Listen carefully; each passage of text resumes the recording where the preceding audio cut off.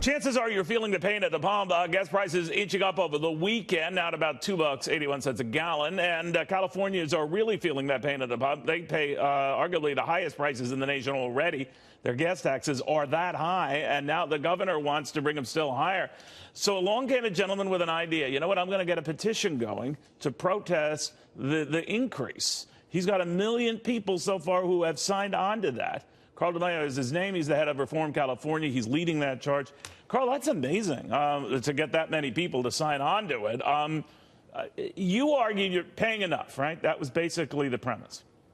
Right. Let's take a look at the facts. Californians, before this tax hike went into effect, already paid the second highest gas tax in the country, but we have the worst roads. By most measures, we're either 49th or 50th.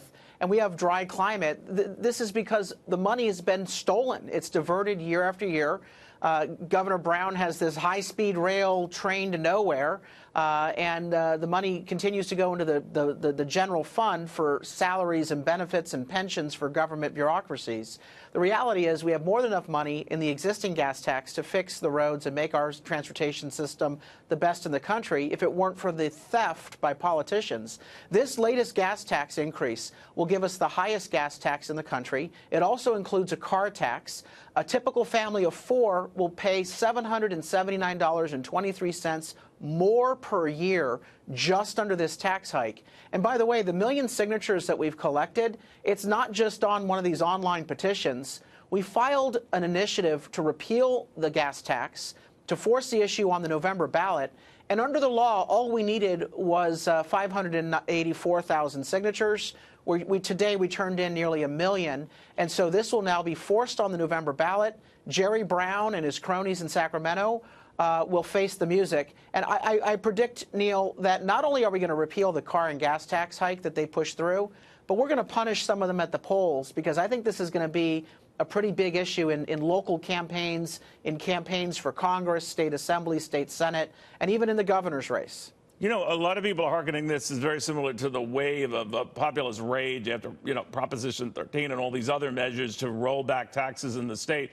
And they similarly say that it will be damaging to the state because all that revenue will dry up, and eventually there'll be a higher bill to pay because they'll never cut back on all the spending. And, well, you know the drill. Well, we are approaching the 40th anniversary of Prop 13, and you're absolutely right. The intensity, the grassroots support, the diversity of support. We have Democrats and independents who are signing this petition. Reminds a lot of folks of Prop 13, which was a taxpayer revolt.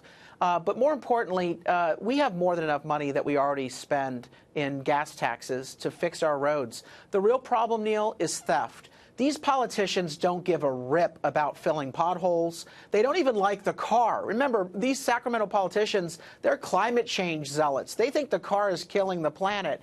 And so they don't want to see more lanes on freeways. They don't want to see people in cars driving on roads. They think you should be riding a bike. And again, I'm not against bikes, but when you talk about paying taxes, the money should go where the money was promised to go. That's not happening right now. There's more than enough money to fix the roads. We reach out. They say that it will go to that it has been earmarked. I know it's a horrible word, but to these causes, to these transportation issues, you say you have proof in the past it is not, and this will not. Right. Okay. So the last year that the audit was done, only 20% of the gas tax money made it into the roads. This year, with this new tax, when everyone's looking at what they're doing, and you'd think that politicians would be on their best behavior, barely 40% of the gas tax is making it into the roads, and there's absolutely no guarantee. Also, this tax increase prohibits the expansion of freeways that does not allow for any additional lanes because the environmentalists are, again, against the car. The reality is that this is nothing more than window dressing. They have a pension deficit. They're only trying to get the money to prop up failing state finances. Carl, thank you very, very much. We'll see where this goes. We did reach out to the governor. Hope springs eternal that one of these days we'll get him on.